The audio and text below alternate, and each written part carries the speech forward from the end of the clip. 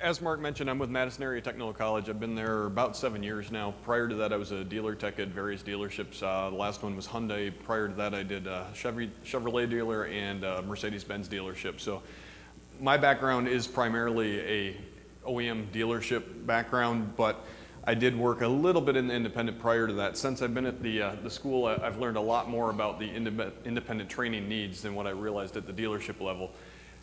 My presentation is going to be real brief because we kind of have a time constraint here and a lot of people with a lot of things to talk about. So we could talk about this stuff for hours and hours, but we'll keep it pretty brief. The first one's with the basic entry-level technician development and the concerns that we're having. The reality is it's getting really hard to adequately train a new technician in 2 years when they come to a technical college. We're finding that more and more students are coming in underprepared because we've lost the high school training programs across the country. As they come in, we have to start at a more basic level than we used to. And even bigger problem, the rate of technology change in the vehicles is going up so fast that it's harder to include everything in a 2-year program. What the solution is to that, we really don't have one. It's kind of squeeze as much in as we can. We get feedback from the students every year, well, this class should be longer, that one should be longer, but we have a cap of how many credits we can do in a 2-year program that's dictated by every state out there. So it's not something that we can just randomly say, hey, we're gonna throw an extra 5 weeks onto every class that we run. So we're seeing a lot of different problems come in. The other problem that we really run into is educator updates. How do the educators stay up to date on the new technologies that are out there? Because we don't teach one particular model. We are not a branded school. We don't do a GM ASEP program. We teach everything on every vehicle. So we stick with core concepts and the theory and operation of the vehicles. But how does an instructor, especially in a smaller school where they might only have 2 instructors that have to train in all 8 basic areas, stay up to date in all 8 basic areas? It's a huge amount of work for them, and it's something that a lot of schools don't supply adequate time for those instructors and funding, which is getting cut shorter and shorter every year to attend that training. While we can attend various manufacturer training programs for free in many cases, that training isn't necessarily at the depth that's going to be necessary for us to be able to train a new technician on the theory and operation. And that'll kind of get into my next slide here. That comes into the in-service training. Not only are we kind of being tasked with what we've always been of training entry-level technicians, but we're starting to see more of a demand from the aftermarket for some in-service training for technicians that have been out there for years, because we have a unique ability as a technical college to actually be able to provide hands-on training. We have the mobile trainers that come through the area that do an excellent job in various areas, but what they can't provide is hands-on training at a hotel conference center for the most part that can give each participant a significant amount of hands-on time on the car. The problem is, as the different schools start to develop some of this stuff and as the independent trainers start to develop some of this stuff, how do they know that they're actually training on real theory and operation of these vehicles? And where are these technicians going to get the training on the theory and operation? And the reason I said that the instructors attending an OEM training for a specific vehicle line isn't necessarily enough background for them is the dealers don't really get too much into the theory and operation of the systems for their technicians. It's more system specifics and how they behave in their vehicles.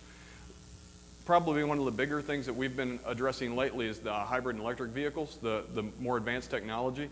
There isn't much out there from any OEM on how a permanent magnet brushless DC motor actually behaves, how it works. What does the inverter really do?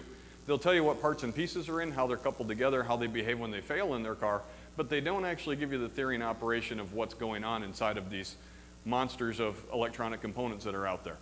And as all of you probably know, if you've diagnosed a fuel injection system, it's much easier to diagnose a system down to a pinpoint diagnosis if you really understand how it works. Not just what pieces are in it, but what the actual theory and operation behind that system is. So the question then comes out, where do these in-service technicians get that theory and operation? The technical colleges are struggling to get instructors trained to that level so that they can start training the technicians at that level. And then we get into the other issue of, how do we know that what's being trained is technically accurate? If you buy a website from GoDaddy for $9.95, you can have an instant training company set up and be an instant expert and teach all kinds of your opinions of how you think things work. And who's going to actually regulate whether or not it's accurate or not? There's a lot of garbage out there right now, as I'm sure you're all aware. I'm sure the OEMs have seen it and cringed at what gets taught about their vehicles in the aftermarket in some cases. There's some really good aftermarket training, but there's also some really poor aftermarket training. And the question is, how can the industry start to be able to separate that out so that we aren't negatively impacting our industry as a whole and the customer satisfaction on these vehicles as a whole. And as we talk about the actual technician readiness, I think it's important to realize that the aftermarket shops and the OEM shops are two totally different business models. And this was already talked about earlier, the age of the vehicles, the cost of the vehicle repairs versus the value of the vehicle changes the overall dynamics of this. And personally, my feeling is that the aftermarket technicians have a much harder time to be service ready because they have a much larger amount of material that they need to understand, and they have a lot more in-depth diagnostics required because the customer won't accept a repair in an aftermarket shop on an older vehicle that the OEMs would pay for under warranty. It's just not the same dynamic of cost versus value of the vehicle. And we really get down into a root cause analysis requirement on the aftermarket that we don't necessarily get as in depth on the OEM. Plus, the OEMs tend to work on a limited number, as we saw, of years that those technicians are very familiar with the pattern failures of those vehicles.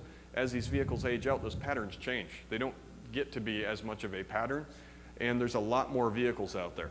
So the aftermarket technicians really have a lot more in-depth training for root cause analysis and basically pinpoint testing that we don't see at the dealer training that much anymore. We're seeing a lot of scan tool diagnostics and pattern failure replacements from what I was seeing when I was a tech still going, and different manufacturers are better than others, but there's a lot more out there that the independent technicians really need to dig into, I think, and the question is, where are they going to get it? And unfortunately, right now, we don't really have a good answer for that.